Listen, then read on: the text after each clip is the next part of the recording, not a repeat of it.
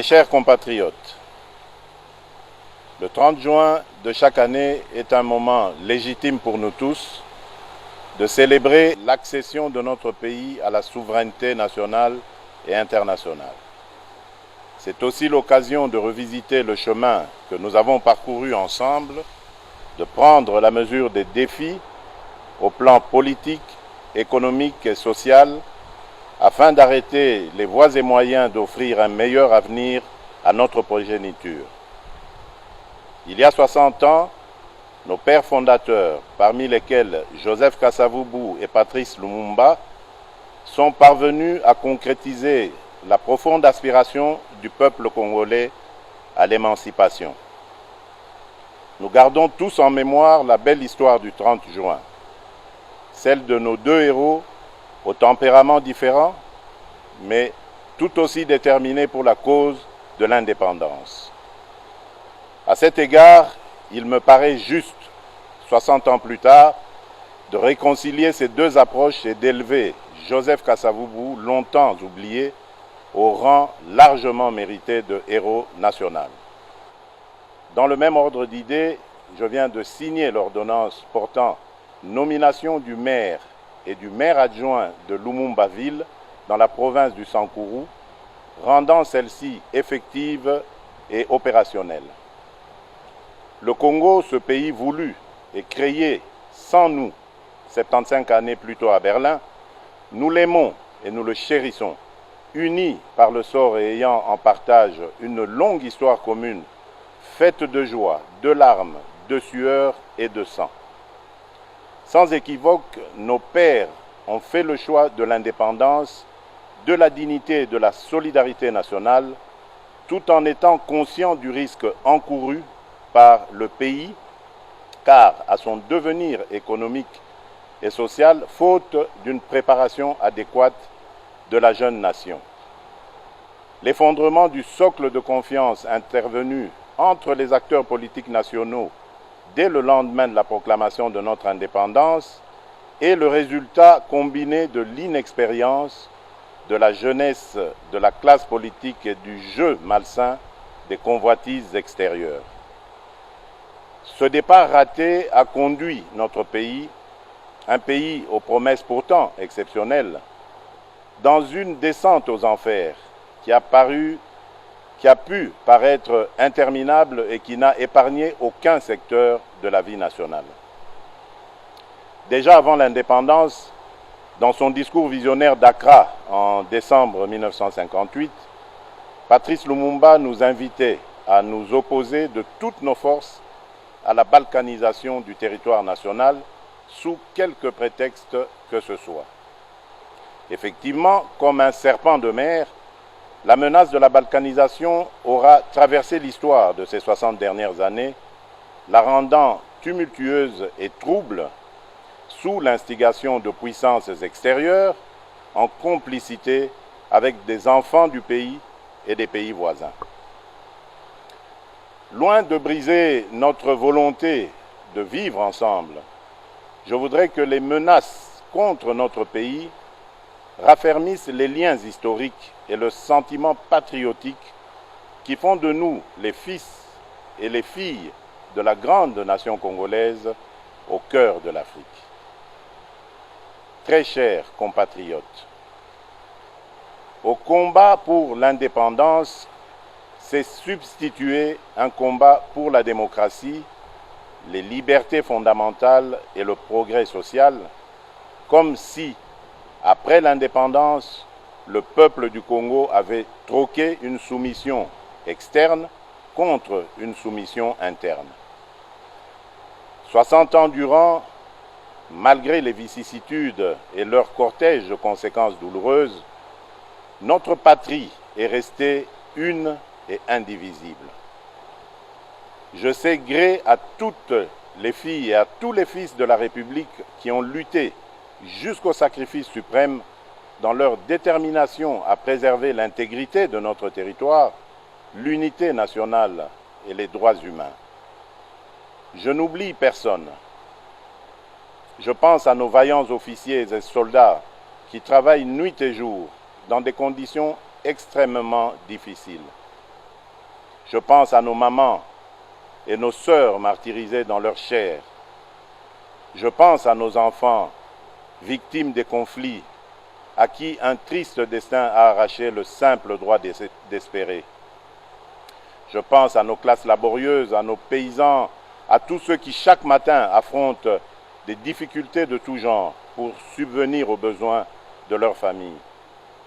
Je pense à l'ensemble de nos forces vives, et en particulier tous les combattants et martyrs de la démocratie, qui, dans la suite d'Étienne Tshisekedi d'heureuse mémoire, ont affronté les répressions les plus sanglantes, les plus barbares, depuis les temps forts de la guerre froide jusqu'à la veille des élections de décembre 2018. Je pense à nos filles et à nos fils, lâchement abattus dans les rues de nos villes et de nos villages, jusqu'à l'intérieur des églises ainsi profanées. Je n'oublie personne, je n'oublie rien, aucune douleur, aucun déchirement ne doit être oublié. Au nom de l'ensemble du peuple congolais, je m'incline une fois de plus devant leur bravoure. Leur héroïsme nous a permis de franchir une étape importante dans notre marche vers l'instauration d'une nation respectueuse de la personne humaine et du caractère sacré de la vie. Mes très chers compatriotes, à vous tous, mes amis, qui avez lutté sans relâche à nos côtés, je vous demande de faire de ce 30 juin 1960 une date illustre que vous garderez ineffaçablement gravée dans vos cœurs, une date dont vous enseignerez avec fierté la signification à vos enfants, pour que ceux-ci, à leur tour, fassent connaître à leurs fils et à leurs petits-fils l'histoire glorieuse de notre lutte pour la liberté. Cet appel prophétique lancé par Patrice Emery Lumumba le 30 juin 1960, je vous demande de le graver indélébile dans votre conscience, car plus que jamais, il demeure d'actualité.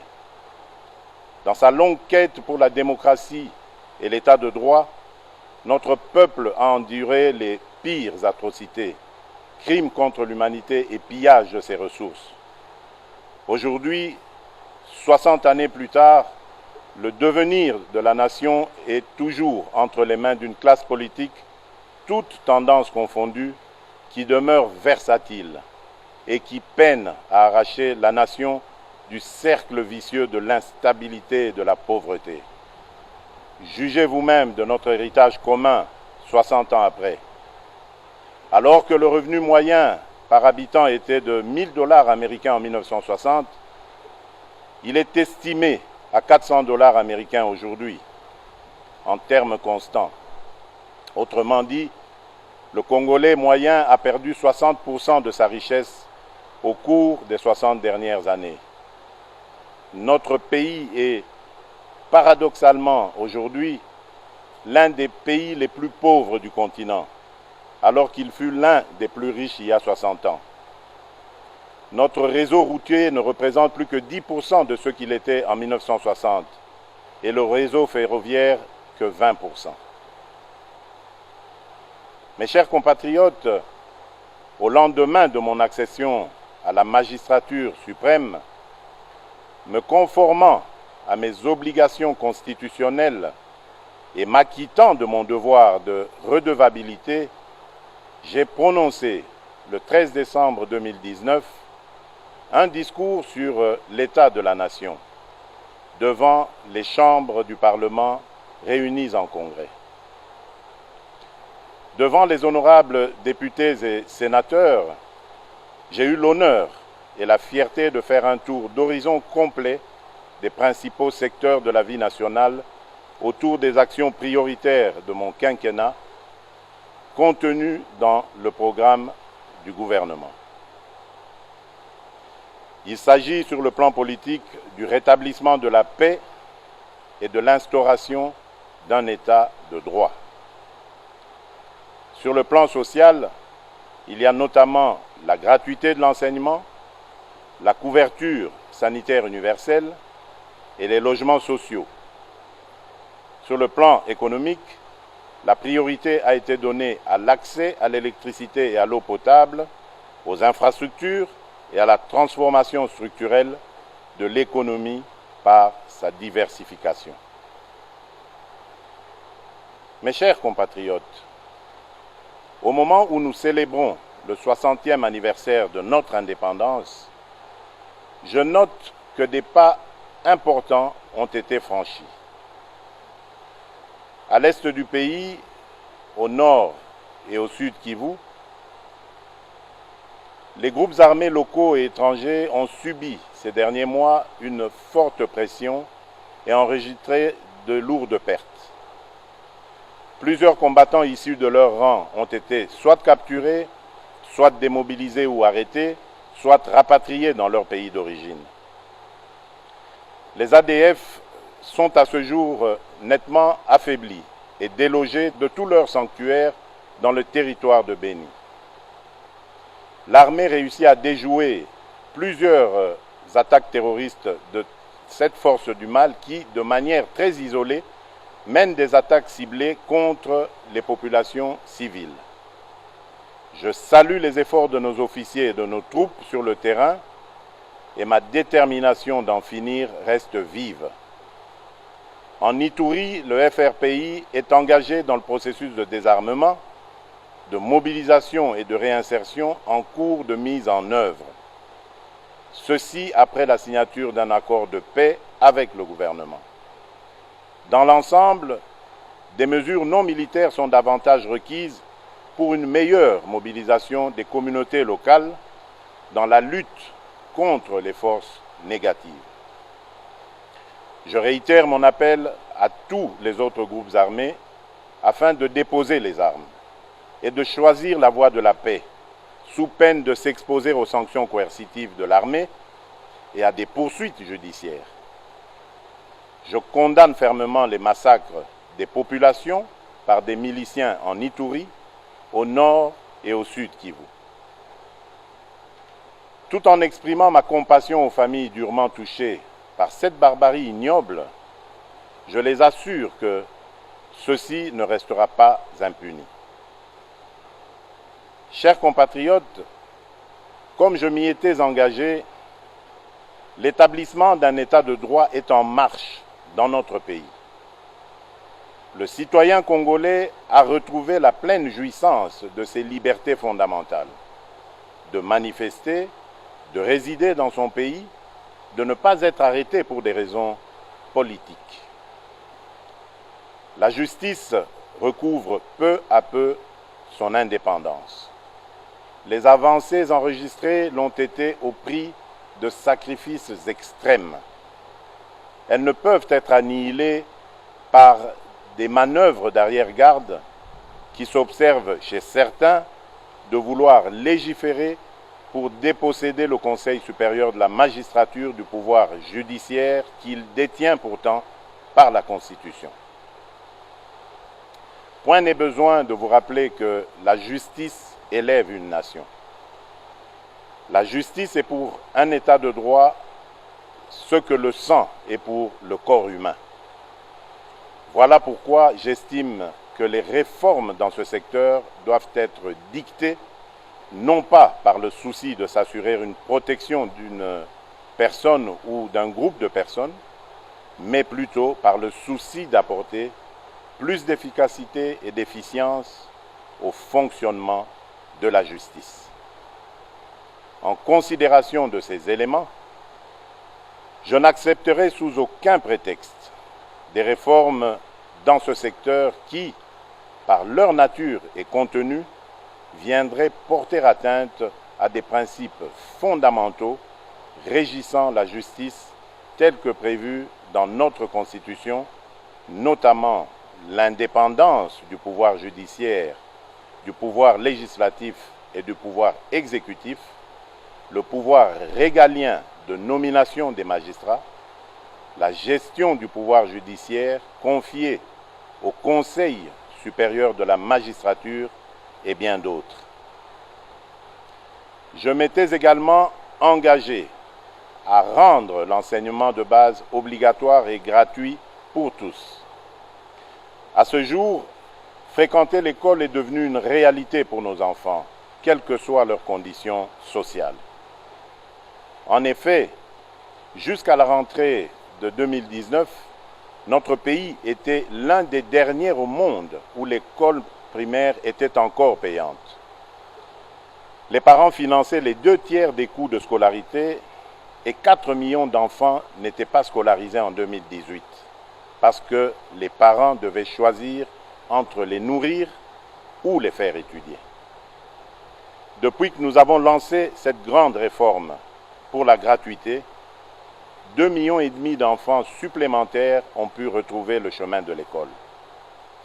Cependant, cet engouement salutaire met en exergue 2 autres importants défis que nous devons relever. Celui des infrastructures d'accueil et celui de la qualité de l'enseignement. Quelles qu'en soient les difficultés, nous sommes sur la bonne voie et nous restons déterminés. Nous pouvons nous réjouir de bénéficier du concours sans précédent de la solidarité internationale pour la prise en charge de cette réforme dont le coût est supérieur à $1 milliard par an. Mais il nous faudra davantage mobiliser nos ressources internes à travers l'impôt pour soutenir à long terme l'éducation de nos enfants. Il s'agit d'une responsabilité collective et prioritaire qui doit interpeller chaque citoyen. J'ai également pris l'engagement de mettre un terme à l'impunité pour donner un sens à la lutte contre la corruption et les antivaleurs, car celles-ci sont à la base de presque tous les maux dans les différents secteurs de la vie nationale. Quelques mois après mon avènement, des ministres du gouvernement central et des ministres provinciaux ont été suspendus de leurs fonctions, déférés devant la justice et condamnés pour des faits de corruption et d'abus d'autorité.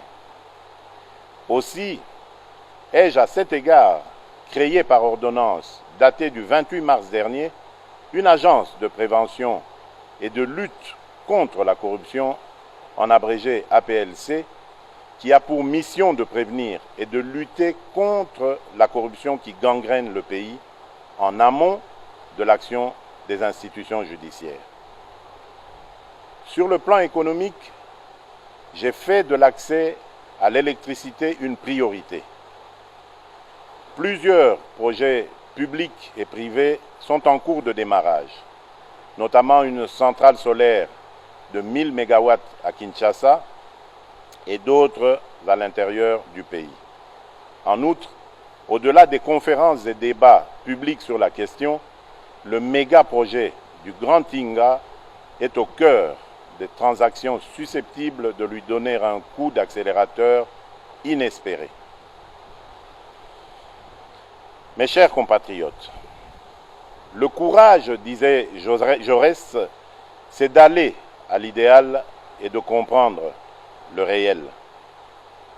Notre pays a failli à son devoir de donner à la jeunesse une perspective crédible, autre que de vouloir s'agglutiner au sein des institutions politiques et publiques, comme si leur avenir n'existait qu'en faisant de la politique.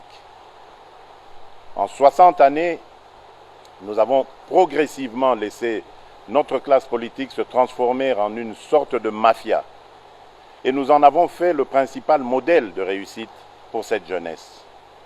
Il est temps de changer de paradigme et de créer les conditions qui permettront à nos jeunes de devenir les principaux créateurs de richesses dans notre pays.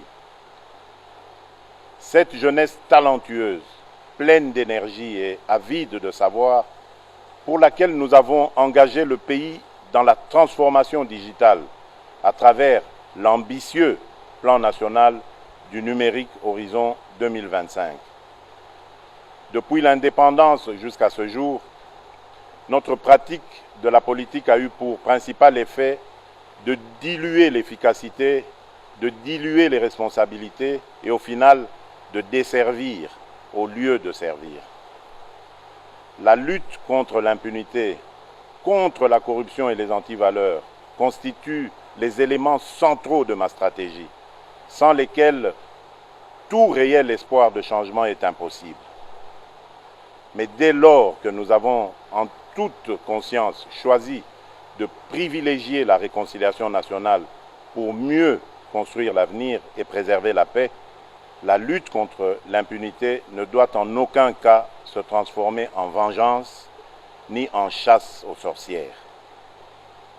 De même, aucune réconciliation crédible ne peut être envisagée si nous continuons avec les pratiques anciennes de la corruption, de la ruse et du crime.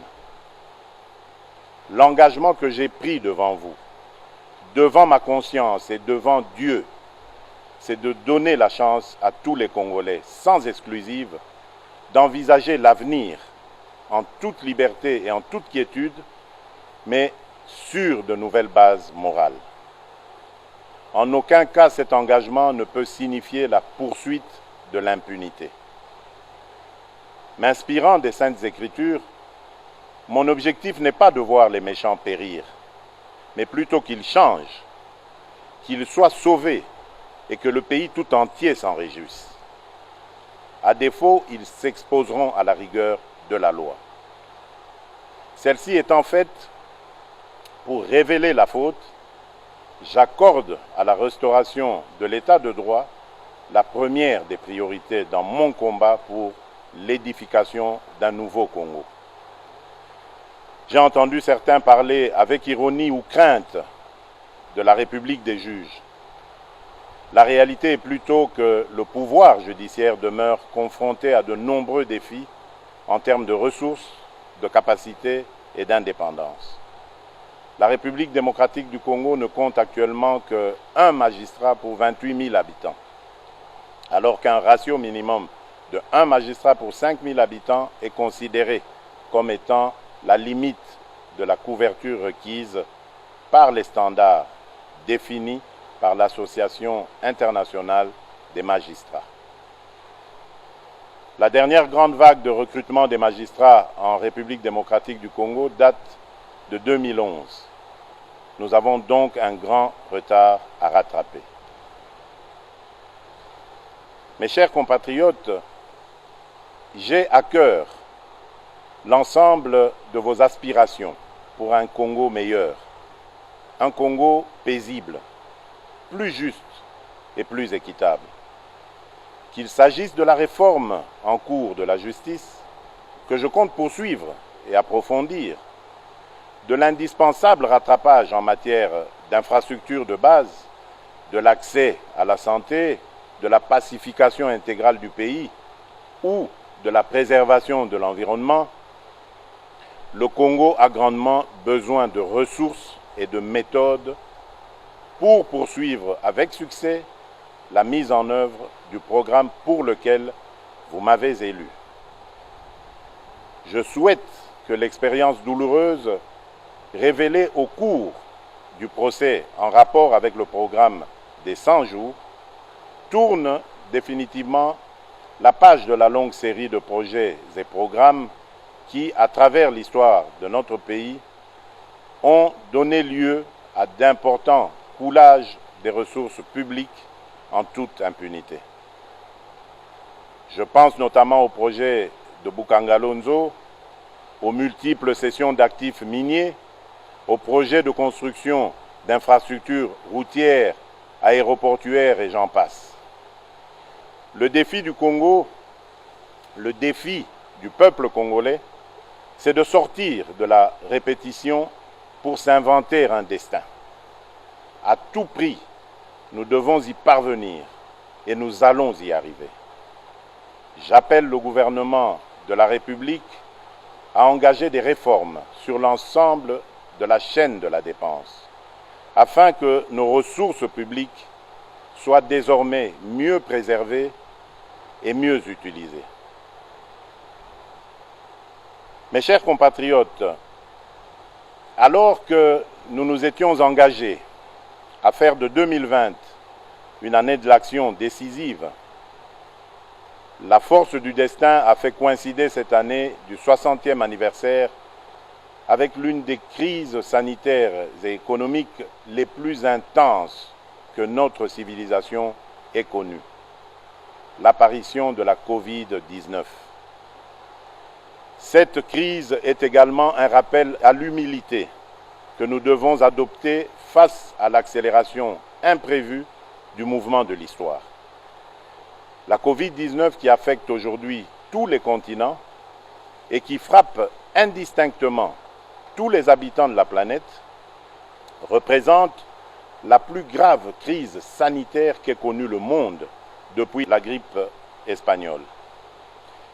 Toutes les certitudes idéologiques sur lesquelles est fondé l'ordre économique mondial sont aujourd'hui remises en question. Pour s'adapter à cette nouvelle donne et offrir à ses États membres la possibilité d'investir massivement dans la lutte contre la Covid-19, l'Union européenne ainsi que la Banque centrale européenne ont revu et assoupli de manière exceptionnelle leurs règles et pratiques en matière budgétaire et d'endettement. Lorsque notre pays a été frappé à son tour par cette pandémie de Covid-19, j'ai, dans mes messages des 18 et 24 mars 2020, annoncé les mesures de prévention et de protection contre ce virus, en même temps que j'ai déclaré l'état d'urgence conformément aux dispositions pertinentes des articles 85, 144 et 145 de notre Constitution. La pandémie du coronavirus nous a une fois de plus rappelé à quel point nous étions dépendants de l'extérieur et combien nous pouvions être vulnérables à cause d'un système de santé déficient. Et pour atténuer les impacts immédiats de la Covid-19 dans notre pays, j'ai immédiatement engagé le gouvernement à prendre des mesures pour assurer la prise en charge sanitaire des personnes affectées par la pandémie ainsi que pour garantir la continuité de l'approvisionnement du pays en denrées de première nécessité. L'ensemble de ces dispositions ont permis de réduire très sensiblement le taux de létalité de la pandémie dans notre pays. Celui-ci est passé de 10% de décès dans les premiers jours à moins de 2,5% actuellement. Au niveau économique, la pandémie nous a rappelé l'excessive dépendance du pays vis-à-vis de l'extérieur. Ainsi, quelques grands projets agricoles ont été initiés pour renforcer notre autosuffisance alimentaire. 33 000 hectares à travers le pays ont été affectés aux cultures vivrières et commencent à produire leurs premiers résultats, dont 3 000 tonnes de riz à Kimpese, 4 000 tonnes de paddy à Nkuni. Nous attendons de récolter et transformer bientôt le manioc planté sur 800 hectares à Wangata. Afin de consolider cet élan sur les plans sanitaires et économiques, j'ai lancé le 18 juin 2020 un programme multisectoriel d'urgence dont le coût est estimé à 2,6 milliards de dollars américains. Il va sans dire que dans ce contexte de crise, il est également urgent de procéder à des économies partout où nous pouvons en réaliser, en commençant par les institutions politiques, afin de dégager des marges de manœuvre budgétaires supplémentaires pour assurer les dépenses sociales en faveur des catégories les plus fragiles. Mes chers compatriotes, à sa création, en marge de la conférence de Berlin en 1885, notre pays a été baptisé État indépendant du Congo. Loin de pouvoir caractériser la souveraineté des peuples qui y habitaient et qui venaient d'être soumis à un régime de colonisation, cette dénomination a symbolisé la volonté de son propriétaire d'alors, le monarque belge Léopold II, de transformer notre pays naissant en zone de libre-échange économique au profit des puissances occidentales de l'époque. C'est ainsi que notre pays a toujours été un centre d'enjeux planétaires qui le dépasse, au point que c'en est devenu son ADN, la source de ses joies et de ses peines. C'est pourquoi, tirant les leçons de l'histoire, j'ai résolument engagé la République dans la voie de l'ouverture internationale, dans l'unique but de préserver les intérêts supérieurs de mon pays et de mon peuple. C'est dans ce contexte que j'estime nécessaire que notre histoire commune avec la Belgique et son peuple soit racontée à nos enfants en République démocratique du Congo ainsi qu'en Belgique sur la base d'un travail scientifique réalisé par les historiens des deux pays. Mais le plus important pour l'avenir, c'est de bâtir des relations harmonieuses avec la Belgique, parce qu'au-delà des stigmates de l'histoire, les deux peuples ont su construire une relation forte que j'ai pu vivre personnellement lors de mon exil en Belgique, mon autre Congo. C'est ainsi que, n'eût été la pandémie de la Covid-19, j'avais prévu de commémorer les 60 ans de notre indépendance ici à Kinshasa, avec comme invité spécial le roi Philippe de Belgique, qui, tout comme moi, cherche à renforcer les liens entre nos deux pays sans renier notre passé commun, mais dans l'objectif de préparer un avenir radieux et harmonieux au profit de nos deux peuples. J'ai parcouru le monde durant ces 17 derniers mois pour porter mon message, que dis-je, notre message, celui de l'aspiration du peuple congolais à la paix, une paix sincère et durable avec tous, dans le cadre d'une coopération économique fondée sur des intérêts mutuels bien compris. J'ai reçu partout un accueil enthousiaste, parfois au-delà de mes attentes. Et la voix de la République démocratique du Congo dans le concert des nations compte désormais plus qu'avant. Notre pays, naguère victime de guerres d'agression, assure désormais des médiations de paix et offre ses bons offices, notamment entre l'Égypte et l'Éthiopie, en rapport avec le différend relatif aux eaux du bassin du Nil, ou encore aux côtés de l'Angola pour la recherche de la paix entre le Rwanda et l'Ouganda dans l'intérêt de la paix dans l'ensemble de la sous-région des Grands Lacs. Mais nombreux déplacements ont également hissé la coopération au développement en faveur de la République démocratique du Congo à un niveau sans précédent. Rien que pour la Banque mondiale et le Fonds monétaire international, depuis février 2019 jusqu'à ce jour, notre pays a mobilisé plus de 3,4 milliards de dollars en dons et en prêts approuvés par ces deux institutions, desquels environ 1 milliard ont déjà été décaissés.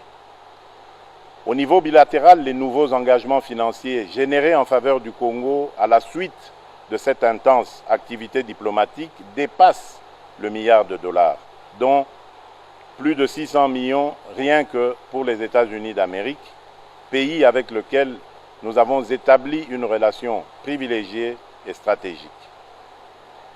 J'ai cependant constaté que les flux d'aide publique approuvés en faveur de la République démocratique du Congo tardent souvent à être décaissés, parfois jusqu'à 11 mois de retard, à cause des pesanteurs inexplicables, voire inacceptables, liées aux formalités administratives et législatives de mise en vigueur des différents accords de dons ou de prêts. L'urgence de nos défis économiques et humains ne peut continuer de s'accommoder de tels atermoiements funestes. Mes chers compatriotes, je suis bien conscient que dans votre fierté légendaire, vous ne pouvez vous contenter d'une situation de dépendance structurelle à l'aide publique internationale. C'est pourquoi je nous invite à concentrer l'essentiel de notre fierté nationale à promouvoir le sens de la valeur du travail, la création de la richesse, le paiement d'un impôt juste et l'exercice de la solidarité nationale. Mes très chers compatriotes, alors que l'œuvre du redressement de notre pays postule le rassemblement de toute la nation autour de l'essentiel, nous devons affronter en même temps les contingences imposées par cette expérience inédite de coalition politique formant la majorité.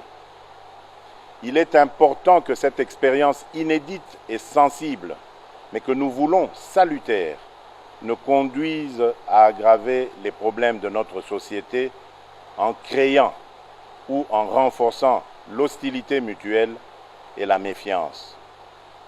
Comme il y a 60 ans, étrange répétition de l'histoire, il y a une majorité parlementaire et un président de la République qui viennent de composantes politiques différentes, jadis en opposition frontale.